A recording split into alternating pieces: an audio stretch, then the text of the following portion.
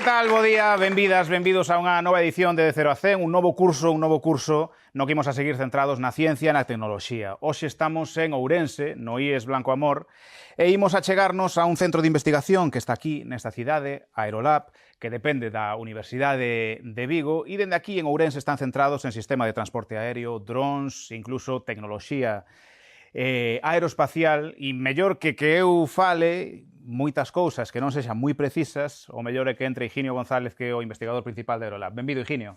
Que tal? Moitas gracias. Que tal? Que tal, Iago? Encantado. Senta, por favor, Higinio.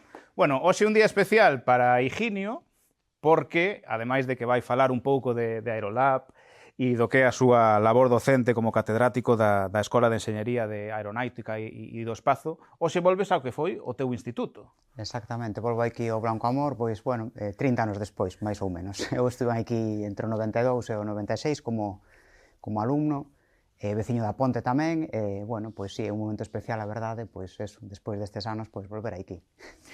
Estes alumnos, comentábame a profesora de Física e Química deste centro do Blanco Amor, Nuria Trigueros, que están en Stenbach, que é como unhas horas a maiores na cal desenvolven proxectos a maiores do que pois o seu bacharelato científico-técnico, non? O ano pasado incluso me dicía que unhas alumnas tiveron un proxecto centrado en drones con voos nocturnos e incendios forestais. Este ano hai outros proxectos de radón e demais, pero seguro que están moi atentos ao que lle comentes neste eido. Eu, a primeira pregunta que che quería facer, porque antes de gravar falaba con eles de que en 2 anos chegan á universidade, que supoño que terán inquedanzas, o seu futuro está no aire, pero o teu estaba no aire literalmente, porque ao final acabaches dedicado aos drones e ao espacio, non? Claro. Entón, bueno, diles un pouquiño como foi eso, si cando te diches conta de que desa vocación, non? Porque eles están buscando a súa vocación. Como foi ese enamoramento? Pois vos conto un pouco, non? Eu, como vos decía antes, eu estudiei aquí entre ano 92 e 96, estudiei un bacharelato científico, me gustaban as matemáticas, a física, me gustaba a tecnoloxía, e logo o meu seguinte paso foi que eu estudiei a licenciatura en física, non? Que sería o grado en física, non? Nese momento, todavía seguía sin ter as cousas claras, eso xa tiña 20 e pico anos, o sea que se non tedes as cousas ahora claras é normal, eso vos vai a pasar na vida. Logo eu fixen un doutoramento en física, estiven traballando na industria, durante moitos anos estuve traballando no campus de Vigo, nas escolas de enxeñería industrial e enxeñería de minas, pero, bueno, ocorriu un fito, non? Que foi que no ano 2015 aproximadamente se decide, pois, montar unha escola de enxeñería aeroespacial no campus de Ourense, non?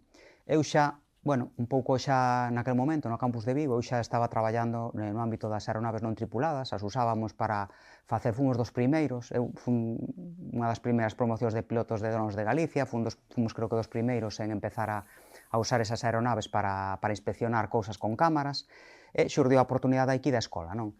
Na miña cidade, non? Eu dixen, bueno, isto ten que ser temos que seguir por aquí e temos que ir a tope con isto, non? Entonces, bueno, eu logo conseguín, bueno, moverme ao campus de Ourense, do campus de Vigo ao campus de Ourense, e foi onde me empecé a involucrar aquí, tanto como docente en asignaturas na Escola de Enxeñería Aeronáutica, como en proxectos de investigación neste ámbito, pois eso, nestes últimos xa uns 8 anos que levo aquí en Ourense, desde o ano 7 anos, desde o ano 2018. É un pouco a trayectoria. Entonces, bueno, eu creo que ao final a vida a veces te vai levando polos sitios en función das oportunidades que tú tes, non? Si que ahora, pois, bueno, estou realmente no sitio que quero, facendo o que quero, e disposto a seguir traballando nesto, pois, mentras poda, hasta a xubilación, si posible. Un físico de formación inicial que acaba dedicado un pouco ao aire e a ese tipo de tecnoloxías. E falemos un pouquiño de Aerolab, unha presentación xeral. Teño aquí algúns proxectos que tedes en marcha que nomearemos, pero por se algún rapaz está interesado un pouco en saber o que facedes con precisión, como presentarías? Pois Aerolab somos un grupo de investigación, que pertencemos ao Instituto de Investigación de Física e Ciencia Aeroespacial da Universidade de Vigo, de aquí do campus de Ourense, e nos centramos sobre todo na parte de aeronaves non tripuladas, vale? Eso é algo que xa víamos traballando, como vos decía, no meu caso, dende fai máis de 10 anos, e aquí estamos intensificando, vale? Para que esas aeronaves non tripuladas? Bueno, pois para diferentes usos, vale? Nos ahora seguramente vistes os drones, non? Nos chamamos ya en enxeñería aeronaves non tripuladas, quizáis, bueno, a nivel social falase máis de drones, non? Pois os drons en que se utilizan? Bueno, pois os vedes a veces volando. Ahora nunhos días vamos ter a San Martiño, non? Seguro que na San Martiño haberá algún dron volando para ver a xente que está aí facendo a carreira, non? Cando vedes moitas series de televisión en Netflix ou onde sexa, non? Pois cando hai planos aéreos, eses planos aéreos normalmente ahora fanse con drons. Por que con drons? Porque antes se facían cun helicóptero tripulado, pero ese é moito máis caro que facelo cun dron. Entón, o dron que permitiu? O dron permitiu democratizar o acceso ao ceo. Vale, a mí me gusta definirlo desa forma, non? É unha forma sinxela de acceder a facer cousas no aire, non? Nos, en que traballamos no noso grupo? Traballamos en todos eses temas relacionados con aeronaves non tripuladas e tamén en aplicalas como robots. Vos coñecedes robots? Quen ten unha rumba ou unha conga na casa? Que levanta a man? Bueno, unha rumba... tamén, o presentador tamén a ten. Pois son robots que nos temos para axudarnos en labores domésticas, non? E aí, nese caso, se democratizou tamén o que é a robótica autónoma, non? Conseguimos por uns precios de 200, 300, 400 euros ter ese axudante na casa. Nós, como grupo de investigación, queremos que tamén se democratice a robótica aérea. Vale? Queremos que esas aeronaves que voan poidan facer operacións que nos axuden no día a día. Como pode ser, por exemplo, a limpieza dos cristais deste instituto. Como se limpian os cristais aquí do instituto? Algún día vos lo plantexastes? Podemos preguntar ás profes, pero bueno, o normal é que alguén pois cunha pértiga desde abaixo este limpando, porque isto non é moi alto. Se é nun edificio máis elevado, pois cun andamiaxe, pois habrá xente que se subirá ao andamio e irá limpiando. Eso é custo, eso é tempo, eso é risco, porque hai persoas que están traballando en altura. Pois nos visualizamos un mundo no que dentro dunhos cantos anos pois as aeronaves non tripuladas facan ese tipo de servicios. Este é un operario debaixo cun mando de control remoto pois facendo a operación de limpeza da fachada. De acordo? O mesmo un tellado, o mesmo outro tipo de operacións. Por exemplo, nos interesa tamén moito a logística. Que é a logística? O mover cargas, non? Mover personas é máis complicado porque sería montarse nun robot sin piloto que te pode mover, técnicamente é posible, pero bueno, psicolóxicamente nos costa asumilo, pero mover carga sí que é interesante. Por exemplo, vivimos aquí na zona de Ourense, seguro que algún de vos ten algún referente familiar que vive nun concello que a mellor algún avó, algún bisavó, que a mellor non ten cerca unha tienda, non ten cerca un supermercado, non ten cerca unha farmacia. Algún de vos ten esa situación? Sí, non? Bueno, nadie le va... Alguén será da aldea, alguén terá algún referente da aldea. De Vilariño de Conso. Claro. Entonces, esas persoas pois, teñen problemas para acceder a veces a cousas básicas, como son, por exemplo, mediciñas, como son produtos de supermercado, etc. Non? Entón, os drons poden ser tamén ferramentas moi útiles para facer logística, é dicir, para enviar esas cargas, eses produtos, a esas persoas que están en lugares remotos. Entón, en poboacións dispersas, como as que temos aquí na provincia de Ourense, en Galiza en xeral, pois os drons poden ser moi útiles para este tipo de operacións. Temos un centro logístico que a mellor en unha cabeceira dun concello e podemos estar movendo cargas dunhos poucos kilos a xente que a mellor está nunha poboación pois que non lle é tan accesible facer ese tipo de traballos. E, bueno, aplicacións pois as que podamos soñar, non? Tamén temos aplicacións relativas, por exemplo, a monitorización forestal, non? Como este verán que pasou en Ourense este verán. Sabedes que houve moitos incendios forestais, non? Entonces, os drons tamén son ferramentas útiles para poder monitorizar, non? Tanto dentro do punto de vista de se hai un incendiario, alguén que está provocando lume, como a controlar o que é o incendio cando se está desenvolvendo, como controlar o posincendio, non? É dicir, unha vez que se queimou esa área, visualizar dende o ceo cal é a superficie queimada, os tratamentos que se están facendo para, bueno, reparar ese dano que se produxo ao medio ambiente. Entón, bueno, como vedes, as posibilidades son moitas. Claro, neses exemplos concretos, incluso algúns podémolos ligar á actualidade, non? Fai tan só uns días vimos de rememorar a Dana en Valencia con máis de 200 víctimas mortais e vostedes un proxecto centrado un pouco en catástrofes naturais relevantes, a axudar a poboación a buscar vías de escape ou lugares seguros onde refuxiarse. De que forma se consigue iso? O noso proxecto é un proxecto que se denomina DRANA, que foi financiado polo Ministerio de Ciencia e Innovación. É un proxecto que o que busca é que os drons actúen como unha ferramenta logística máis nun momento no que hai algún tipo de catástrofe, como pode ser unha inundación, como pasou en Valencia, ou no caso dos incendios forestales. Por exemplo, Vos poño un exemplo cercano a nós, non? Cando tuvemos a plaga de incendios forestales este verán, houve noticias nas que decían houve brigadas antiincendios que a mellor durante 24 horas non tuveron auga, non tuveron racións de comida, non? Eso con aeronaves non tripuladas se podería solucionar, porque nós temos xeolocalizadas esa xente. Que significa que estén xeolocalizadas? Vos todos estáis xeolocalizados. Por que? Porque tedes un teléfono móvil e cun GPS pois ubicades en Google Maps, verdad? Bueno, pois as brigadas antiincendios tamén van estar xeolocalizadas, sabemos no mapa onde están. Entón, nós podemos, desde un centro de logístico, enviarlle esas racións de comida ou enviarlle esas racións de agua a esa xente. Entón, nós que buscamos este tipo de proxectos, que os drons acaben integrando nestas operacións de emerxencia e sexan un soporte máis, igual que temos pois unhas motobombas, igual que temos unhos medios aéreos tripulados, igual que temos os servicios que aporta pois eso, bombeiros, Garda Civil, a Unidade Militar de Emerxencias, etc., pois que sea unha ferramenta máis que se poida utilizar e ao final contribúa pois a poder desplegar mellor os servicios de emerxencias. Claro, se for unha nave tripulada, hai fume, non ves, non chega, sin embargo, estamos xeoposicionados. Efectivamente, co dron tú podes asumir certos riscos de operación que tú cunha aeronave tripulada non podes asumir, non? As operacións en incendios aéreas son moi complexas, non? Cando te metes un pouco neste mundo, ves que un mundo moi complexo. Por qué?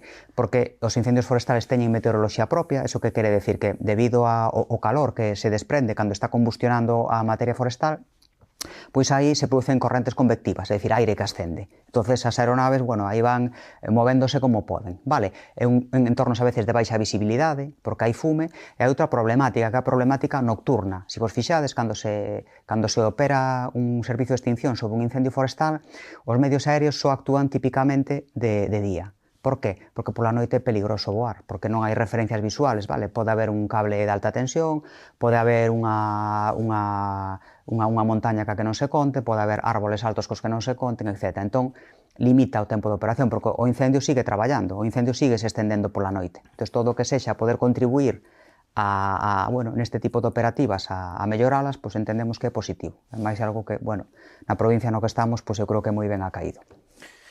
Comentabas o comezo un pouco desta charla que estamos comentando, que estamos tendo aquí no IES Blanco Amor en Ourense. Comentaba Higinio González, o investigador principal de Aerolab, o exemplo non de limpar as ventás, non? Creo que un dos proxectos que incluso tedes unha financiación importante e un proxecto europeo é un pouco máis ambicioso que un mantemento rutinario, senón que xa sería meterse no eido da construcción e axudar en tareas en altura, de fachadas e demais, que se chama Radiance. Creo que estades moi volcados nese aspecto. Está Ourense liderando o proxecto, pero é un proxecto europeo. Contanos un pouquiño como xurdiu a idea, porque despois quero che preguntar máis cousiñas a raíz deso, pero en que consiste Radiance e como van a ser esos futuros obreiros que non veremos por fora, sino que serán máquinas? Ben, pois primeiro un pouco contextualizar, non? Que é Radiance? Bueno, é un proxecto europeo. Un proxecto europeo quere decir que somos diferentes investigadores de diferentes sitios de Europa os que estamos traballando de forma coordinada en este proxecto.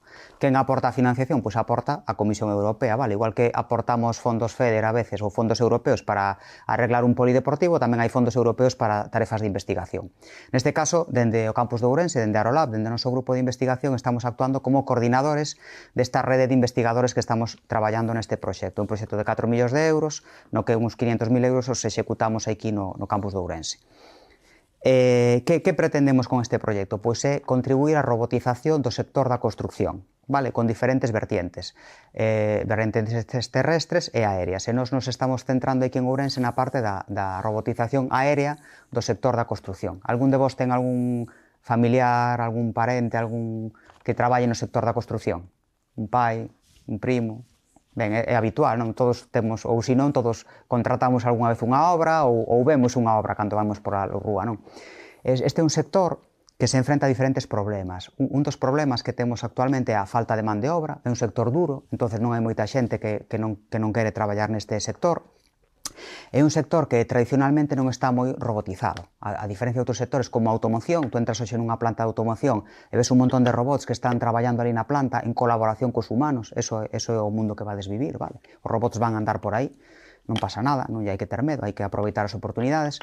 No sector da construción isto todavía non é común, non? A maquinaria, sí que hai moita maquinaria no sector da construción, vedes os volquetes, vedes as palas, vedes os taladros, etc., pero non vemos todavía robots, non? Eu creo que vemos por aí nas obras non hai robots todavía por aí, pero a tendencia é que nos próximos 20 anos empece a haber robots que axuden nestas tarefas de construción. En este proxecto vanse a tocar diferentes aspectos, non? Por exemplo, dende os exoesqueletos, sabes o que é un exoesqueleto? Son as pelis salen, como unha armadura que che axuda, efectivamente, ¿no? Eso no sector da automoción é unha realidade. Hai certos procesos na automoción que ese exoesqueleto axuda ao operario a facer certos traballos. Con eso se evitan lesións, por exemplo, a xente que fai eses traballos no sector da construción está vindo tamén, non? Na parte de robótica, que cousas se van a traballar? Pois na robótica aérea nos plantexamos un reto que é a renovación de fachadas. Vos cando vexades unha fachada dun edificio, vexades que hai un andamiaxe, non? Eso, se dades un paseo por Ourense, seguro que algunha obra de renovación de fachadas hai. Típicamente se fan ou porque esa fachada pois a mellor ten grietas e hai que renovala porque xa é moi antigua, ou a veces unha rehabilitación enerxética, non? Que tamén é importante. Todos temos que tratar de mellorar a eficiencia enerxética dos nosos edificios, vale? Para consumir menos enerxía.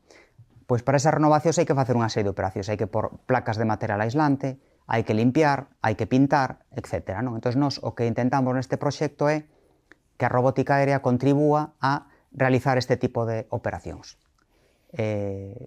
Con eso, pois eso, mellorar a seguridade, mellorar a eficiencia en tempo e mellorar tamén o uso do espacio público, non? Porque nós cando temos un andamiaxe destes nunha rúa, estes andamiaxes, pois nós non podemos pasar pola rúa. A veces vos habrá pasado, non? E cando ves o andamiaxe arriba, pois dá mal rollo, non? Pasar por debajo, non? Bueno, pois se iso está, pois, eu que sei, un mes, pois molesta, non? Entón, a idea é que as operacións sexan rápidas, vale? Entón, que o dron chegue, faga unhas operacións, pim pam pum, e en 2 días, pois este é o espacio público liberado, non? Esa é un pouco a idea do proxecto. Entendo, eles despois que son rapaces de Stenbach e están moi motivados na ciencia e na tecnoloxía, seguro que che fan preguntas máis técnicas. Eu, como son máis mundano, vou un pouco a base de como se seleccionan os proxectos. Entendo que para os investigadores tamén tedes que atender un pouco a realidade social, é dicir, aquí hai, comentaxe, non? Hai un problema que é falta de profesionais, riscos e demais na construción, e iso foi a idea, non? Para adaptar a vosa especialización, que son as aeronaves non tripuladas, a esa realidade, non? Entendo que eso é importante telo en conta, non? O sea, non facer drones para festas de cumpleanos. O sea... Está claro. Nós neste caso o que facemos é responder a unhas especificacións dun proxecto que nos marca a Comisión Europea. A Comisión Europea é a que di, hai esta problemática, vamos a plantexar esta financiación e vamos a abrir un proceso de que se fagan propostas de proxectos para que respondan a estas especificacións, vale? Igual que cando a administración plantexa un proxecto que sexa construir unha estrada, vale? Se abre como unha licitación pública, un concurso público, non? Entón, nos aplicamos, é dicir, enviamos a nosa proposta a ese concurso e afortunadamente, foi seleccionada. E agora temos hasta o ano 2029 para desenvolver a nosa actividade. Pero neste caso non son proxectos que, digamos, nacen desde arriba e se trasladan abaixo para tratar de que os investigadores poidan facer propostas que poidan contestar a esa problemática que existe. Un pouco a dinámica. Entendo que para ese tipo de traballos, ou, claro, eu penso en drones e penso en moitas cousas que se fan, pois nestes que son máis lúdicos, penso aquel cumpleanos do emérito en Abu Dhabi que lle fixeron un espectáculo con moitos drones no aire. É un mercado moi interesante tamén, o espectáculo. Antes nas películas era unha avioneta, no, que sobrevolaba unha playa e poñían "Marry me, cásate conmigo". Nas películas de antes pasaba eso, ahora é con drones. Pero entendo que, bueno, para unha rede de drones, pois como era o de Abu Dhabi, ou como poden ser varios drones traballando nun edificio, entendo que hai que ter un sustento dunha rede de datos potente, non? Claro. Como voan os drones? O sea, non é que os vexamos voar. Como é a relación coa máquina? Claro. Nese aspecto, neso que ti comentas, non? Por exemplo, no tema dos espectáculos aéreos, que houve un en Ourense, nas festas de Ourense, alguén o viu fai uns meses, non? Non era un espectáculo moi grande, pero sí que foi un primeiro espectáculo, interesante, non? Outro día creo que no campo do Celta de Vigo un espectáculo tamén, algún o veo que non foi, conmemoraba os non sei cantos partidos de Iago Aspas no Celta de Vigo, bueno, é algo, eso xa é mercado, non? Nos decimos, eso xa é mercado, que quere decir que eso xa é unha realidade, non? Aí a nivel de investigación, xa, pois igual non hai moito que facer. Son cousas que agora hai empresas que collen e ofertan ese tipo de espectáculos, non? Agora, como concello, un concello quere facer un espectáculo nunhas festas, agora ten dúas opcións. Pode facer os fogos artificiais de toda a vida ou pode elixir un espectáculo con drons, non? Entón, igual que hai a empresa cos fogueteiros que fan os fogos artificiais, pois as empresas de drons que ofertan eso. Está ali todo o panorama preocupado, porque vai dicir, concho, voume quedar sin traballo, que vai vir un dron a cantar tamén. Xa, pode pasar, pode pasar. Pois neste senso, estes drons, pois ao final, que pasa? Que é a tecnoloxía que hai detrás delo? Bueno, eles están todos xeolocalizados. Cada un deses drons ten un GPS, igual co que tedes vos no móvil. Entón, se fai unha planificación de traxectorias, é dicir, tú esas figuras que fan no aire, hai un software no que ti estás planificando a priori en cada instante de tempo en que coordenada espacial vai estar o dron. Entón, tens que calcular que eses movimentos se fagan, é moi importante, tens que evitar as colisións entre os drons. Porque, non, se facemos un movimento no que dous drons se cruzan, colisionan e se cae, se nos estropea allí la O de Ourense, por exemplo. Non? Entón, fixadevos que ademais o número de a dificultade incrementase moito co número de drons. Non é o mesmo facer un espectáculo con 4 drons que facer estes espectáculos que vemos en Abu Dhabi e por aí, que, bueno, como o diñeiro pois importa menos, non? Pois, bueno, fanse espectáculos con centos e centos de drons, non? Entón, bueno, fanse cosas espectaculares, non? Ves, por exemplo, agora en Nadal, non? Pois ves aí o Papá Noel cos renos e co trineo, pero, bueno, esos son centos e centos de drons, cada dron é un puntiño de luz que está aí xerando ese espectáculo aéreo. Pero eso xa é mercado, eso é unha realidade, non? E logo tamén é certo que o tema das colmeas de drons ou os enxamios de drons, bueno, tamén ten outro uso que non é tan bonito, pero que está aí, que é no ámbito da defensa, non? Que é outro ámbito nos que os drons, pois, seguro que algo as noticias as vedes ou polas redes sociais, pois vedes, por exemplo, na guerra de Ucrania, non? A guerra de Ucrania foi un pouco a posta de largo dos drons como arma, como nova arma, non? No ámbito da defensa. Por que? Cambiou o paradigma militar, non? Porque os drons se poden fabricar a un precio, volvemos outra vez, democratiza o acceso ao ceo, non? Entón, son moi baratos, se pode fabricar miles e miles e son intelixentes, non? Un obús de artillería non é intelixente, non? Cando nos disparamos un obús de artillería fai unha trayectoria parabólica, que seguro que explicaron algo en física, non? E, bueno, pois os artilleiros calculan a velocidade do vento, fan aí unha composición de forzas e tal, e, bueno, pois o bus cae onde cae, pero non é intelixente, non? O dron sí, o dron pode estar merodeando, pode estar voando sobre un certo obxectivo, en un momento determinado lle podes decir actúa, e se lanza sobre o obxectivo, que pode ser un carro de combate, un dron kamikaze, non? Eso no ámbito da defensa se está utilizando moito. Ou poden ser colmeas de drons, non? Pode ser ao mellor son 100 drons que se lanzan de forma sincronizada entre eles a diferentes obxectivos, non? Entón, eso, ahora no ámbito militar, a nivel económico, bueno, pois hai moito diñeiro e moita inversión, porque cambiou o paradigma da defensa, non? O uso dos drons. Claro, que o mellor é máis rentable, incluso, desgraciadamente, invertir en drons que son moito máis baratos que en grandes bombardeiros como se facía antes. Claro, é que hai un paradigma que cambia todo eso, non? Porque tú, por exemplo, o coste dun carro de combate contra o coste dunha aeronave non tripulada, o carro de combate costa moito máis, pero, sin embargo, é moi débil ante un ataque que pode recibir dunha aeronave dun dron, dunha aeronave non tripulada, non? De feito, se vos fixades, por exemplo, na guerra de Ucrania, vedes como os carros de combate a veces os recubren con utillajes metálicos na parte superior, nos laterais e tal, para protexelos deses ataques que a veces non saben por onde lle veñen, non? Entón, bueno, eso é un cambio de paradigma, non? No sector da defensa. De feito, ahora estáse falando de que Europa quere desenvolver un escudo antidrones, non? Eso nas noticias está por aí eso. Porque, claro, son cousas novas que van saindo e, bueno, ao final, pois, cando alguén é disruptivo tecnolóxicamente, pois o bloque contrario ten que contrastar esa tecnoloxía. Entón, bueno, pois o mundo pois sempre está así un pouco, non?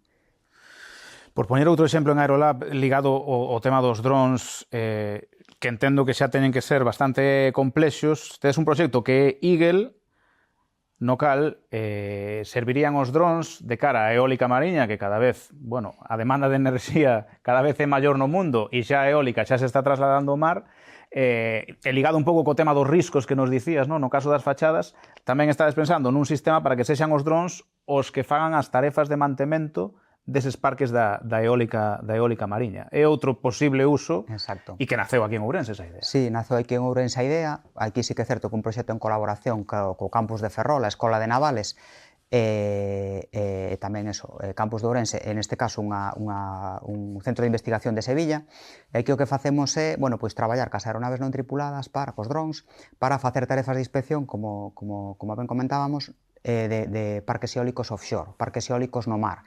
Sabes que no mundo eólico hai como dous grandes bloques, non? Son os que están en terra, que todos vistes algunha vez un parque eólico en terra, e os que están no mar, vale? Hai países do norte de Europa que xa desenvolveron moito esta tecnoloxía fai xa máis dunha década, non sei que en España vai chegando, non? Entón hai proxectos para facer eólica mariña, porque no mar, o mar é moi bo, porque que pasa cando estamos no mar? Normalmente corre brisa, non? Corre vento, non? Entonces, bueno, enerxéticamente eso é moi interesante, sacarlle rendemento, pero que pasa?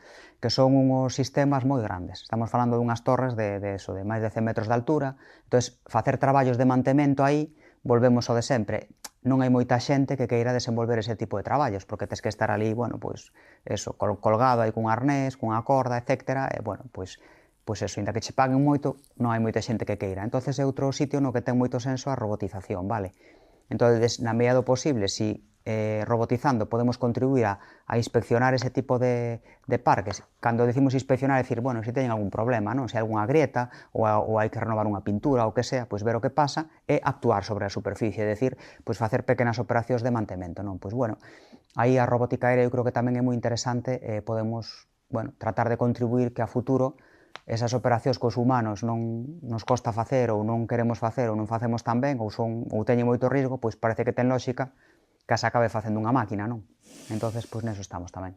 Para ir rematando, sobre todo por si os alumnos aquí de Stenbach, esta elite, vou me referir así a eles, de alumnos da ciencia e da tecnoloxía aquí en Ourense, lle queren facer preguntas a Higinio, vou ir rematando, pero quedábame un aspecto dentro de Aerolab, no cal vamos a subir uns bastantes metros máis arriba, que é incluso chegando ao espazo, porque o ano pasado recibistes un premio da Fundación Enaire a raíz dunha tese, dun estudio que fixestes para eliminar o lixo que pode haber no espazo, para detectar puntos de lixo no espazo mediante o emprego de inteligencia artificial. Sí. Eu pensei que o espazo era infinito e que ali podíase botar o que quixéramos, esa xa era a miña primeira dúbida, pero contanos un pouco por que é importante que non estea pululando por aí todo iso, que entendo que ten que ver cos satélites e todas esas historias que cada vez son máis necesarios. Sí, nós agora estamos nunha era, non? Na que temos moitos satélites orbitando.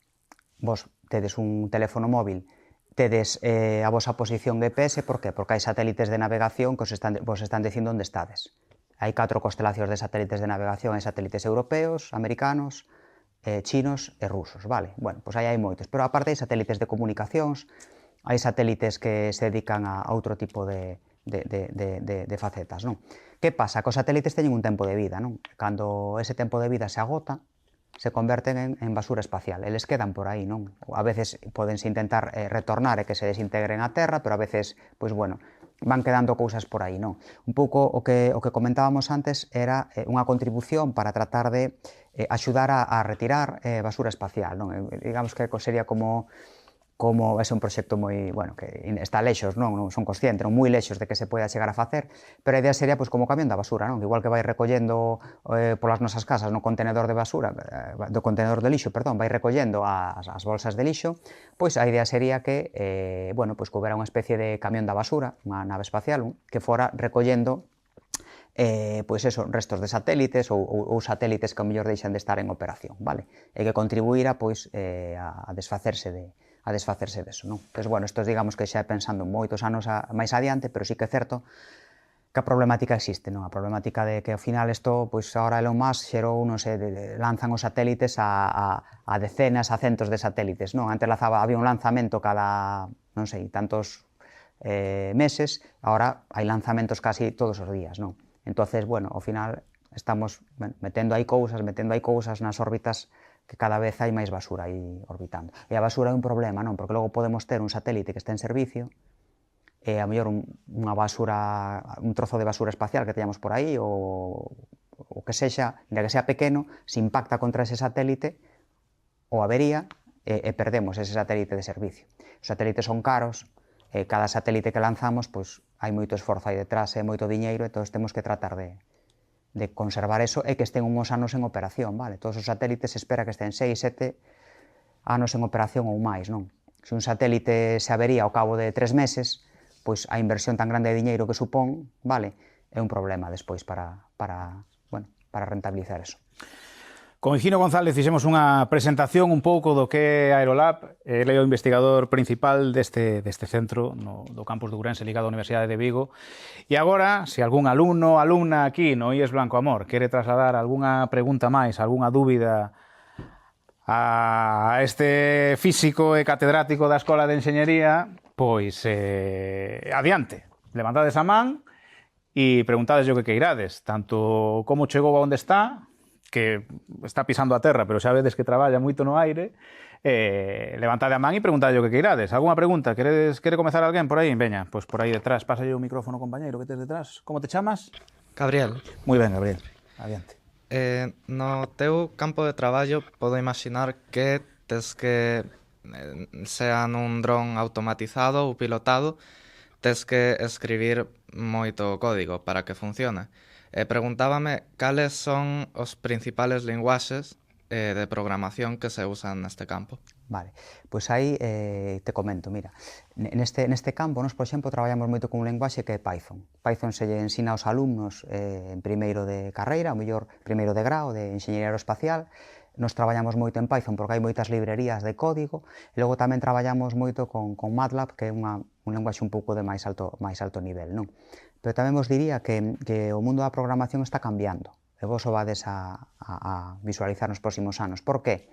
Porque é importante saber programar, pero cada vez é menos importante saber moitos linguaxes de programación. Alguén me sabe decir por qué? Pola inteligencia artificial. Efectivamente, pola inteligencia artificial, porque a inteligencia artificial, igual que me traduce un texto do galego o inglés, ou o francés, ou o alemán, ou o que sea, pois tamén traduce moi ben o código.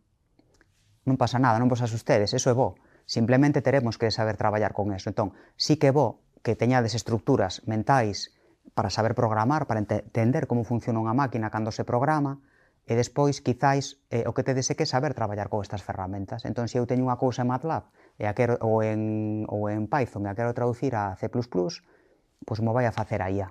Vale? Entón, tampouco, eu co tema da IA quero ser positivo, non? Eu estuve aquí para transmitirvos, eu creo, na medida do posible, positividade, non? Tedes que abrazar o mundo que tedes por diante, tedes que melloralo, non? Eso é o que me gustaría, non? Entonces, a IA, hai xente que é moi catastrofista, que dice, que nos va a mandar a todos al paro. Non, vamos, eu creo que é lá aprendendo a usar, como cando eu tiña a vosa idade, empezábamos a usar internet, empezábamos a usar os buscadores, empezábamos a usar Google, Yahoo, e o que había por naquel momento. Entón, ao final, son ferramentas que vamos adoptando e integrando, e o que temos é que aprender a traballar con elas de forma inteligente, vale? Entón, bueno, é un pouco a contestación, que Python, algo de MATLAB, e, sobre todo, aprender a traballar cun soporte que terás no teu despacho, na tua oficina ou no teu posto de traballo, que será a inteligencia artificial. Eso é o que vamos. Porque o código, para os que somos de informática de consumo, digamos que é como o medio, ¿no?, para acadar un fin en informática, ¿no? O sea, é como que lle dices á máquina para que chegue a unha función. Esa serie de cálculos ou esa serie de operacións que tú despois, ao mellor, bueno, o visualizas na túa pantalla de ordenador, pois detrás hai un corazón aí que está movendo todo eso en base, pois, ao final, a algoritmia moitas veces pois son código matemático, son cousas, bueno, algo seguramente xa fixestes os que estades en Stenback, non? Con Arduino, a mellor, fixestes algo, ou con que linguaxes traballades vos? Ou que fixestes por aí? Fixestes algo de programación? Eu teño traballado con Python. Bueno, é moi... Arduino, alguén traballou con Arduino? Bueno, Arduino, bueno, pois cando programas un microcontrolador, pois tamén ten o seu propio linguaxe de programación, pois, entón tú, bueno, aí, se tú sabes programar o Arduino, pero non sabes programar outra linguaxe, pois ela te pode axudar, non? Entón, eu creo que o que temos é que sempre ir aproveitando as ferramentas que temos, non? Para logo ser máis productivos no noso posto de traballo, non? Traballar de forma intelixente. Pero segue sendo importante saber programar. Eu vos poño un exemplo sobre isto, non? É como cando no cole aprendíamos a sumar, restar, multiplicar e dividir, non? Bueno, dividides moito a man vos agora. Non, verdad? Porque agora xa poden usar calculadora, non? Xa son rapaces de primeiro de BAC, usan a calculadora. Bueno, pero, sin embargo, haber aprendido a dividir non é malo. Tú tes a capacidade de entender o que fai a división, tes a capacidade de facer certas contas mentais, vale? Entón, a estrutura mental é positiva, pero temos unha ferramenta tecnolóxica que nos axuda con eso. Que a IA é o mismo. Que exista IA non quere dicir que nós non teñamos que aprender a facer certas operacións matemáticas, que non teñamos que aprender un lenguaxe de programación, que non teñamos que aprender a calcular unha estructura ou a calcular, non sei, como se comporta un fluido por unha tubería. Pero, porque eso nos dá unha estrutura mental para entender as cousas. Despois, o que temos é que usar as ferramentas a IA ou a que sea de forma o máis intelixente posible. Vale? Pero sempre terá que haber persoas que poñan aí un criterio, non? E que digan, bueno, isto ten sentido ou isto non ten sentido. Para que non vos asustedes, que seguro que a IA vai ser unha colaboradora. Grazas. Gracias pola pregunta. Algún alumno, alumna máis quere preguntarlle a Higinio máis cousiñas? Peña, como te chamas? Carlos. Moi ben, Carlos, adiante. Como me imagino que tú traballarás con aeronaves non tripuladas, non pensas que ao mellor pode ter unha parte mala a generalización do uso dos drones pola cousa de ter un perigo nas zonas aéreas, nalgúnas zonas aéreas, con tráfico aéreo ou cousas similares? Unha pregunta moi interesante esa. Normativa e lei, non? Claro, efectivamente. En España hai unha axencia, hai en España e en todos os países, que en España chamas a Axencia Estatal de Seguridade Aérea, a ESA. Entón, a ESA, desde que naceron as aeronaves non tripuladas, digamos, do uso civil e se estenderon, ocupouse sempre de ir establecendo normativas nas que restrinxe o uso das operacións con aeronaves non tripuladas. Vale? Entonces, se algún de vos un día lle regalan un dron, o primeiro que debe facer é ver se pode voar ou non, porque o máis probable é que non poda voar, vale? Por que? Porque está incumplindo a normativa aérea, de acordo? Porque vos pensade unha cousa, pensade que o espacio, nós temos un sentido da propiedade, nós vivimos nunha aldea, temos unha finca, non?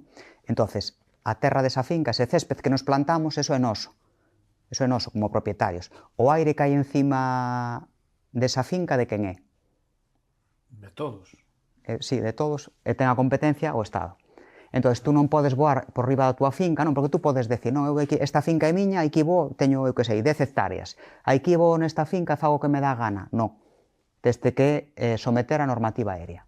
Entón, a finca é túa, tú podes aí por, non sei, ter unhas vacas e ter ali o que queiras, pero cuidado cando voas, vale? Entón, eso é algo que todos temos que cumprir. Entón, hai que sacarse carnés para tú actuar como piloto de drones.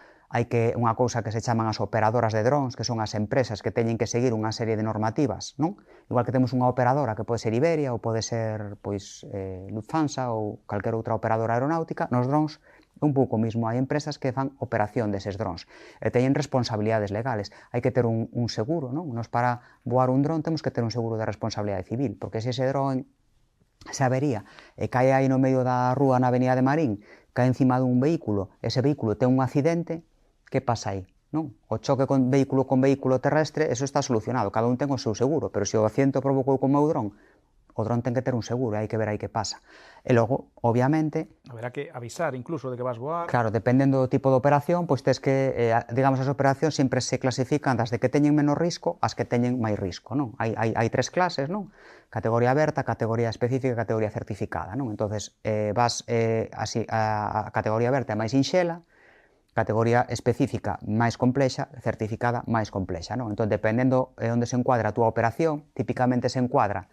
De que depende o encuadra? Depende do peso da aeronave, canto máis peso, máis risco, vale? Non é o mesmo que nos caiga aquí un dron aquí de 100 kilos no medio do patio do instituto que nos caiga un dron de 200 gramos, vale? Entonces, o peso vai ligado ao risco. Encaixas nunha categoría ou noutra. E tamén é importante para o risco o tipo de poboación que hai debaixo. Non é o mesmo facer unha operación no medio da cidade, sempre máis o risco é superior, se eu me vou ao medio de, non sei, da zona da Limia, e me poño ali no medio da Limia a facer unha operación nunha zona que só hai campos de patacas.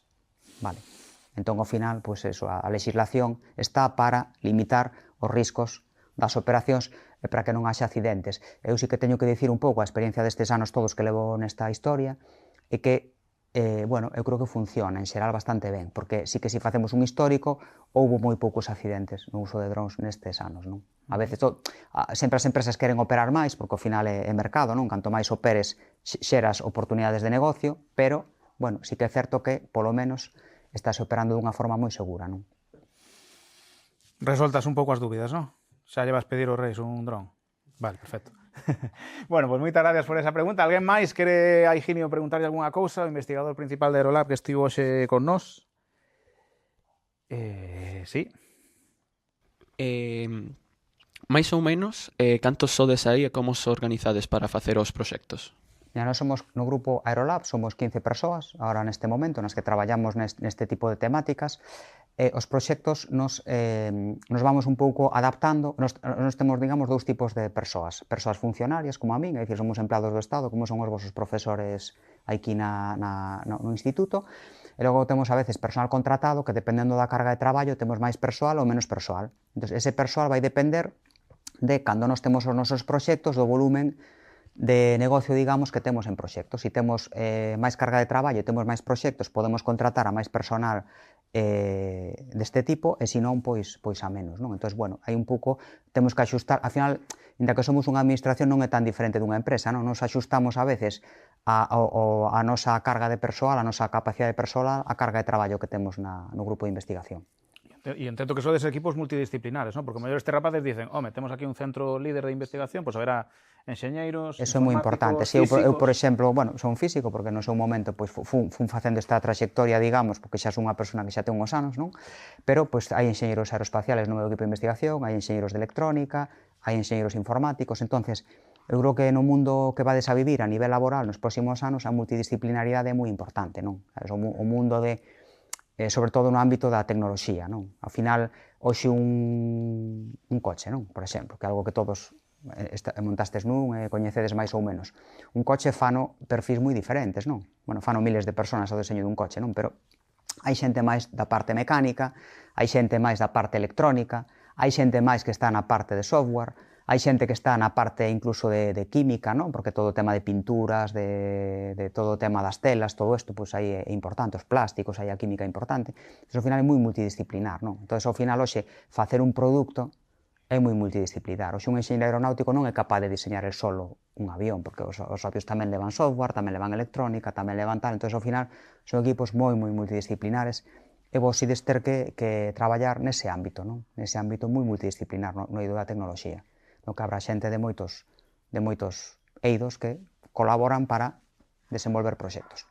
Moitas gracias, Higinio. Gracias tamén a todos os alumnos e as alumnas que viñeron hoxe aquí, estes alumnos de Stenbach. Sorte nos vosos proxectos, aínda que neste ano non hai ningún ligado ao espazo. Foi un placer achegarnos un pouco a Aerolab co seu investigador principal. Tamén, pois, o mellor, chegas a darlle clase a estes rapaces, porque eres catedrático da Escola de Enxeñaría. O galla, vexamos algún deles dentro de un par de anos aí na Escola de Aeronáutica do campus de Ourense.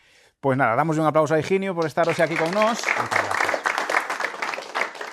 E así decimos adeus a este de 0 a 100 que fixemos no IES Blanco Amor de Ourense. Os que seguides este formato, estade atentos porque imos a seguir viaxando e despertando vocacións por Galicia. Moitas gracias. Gracias, Higinio.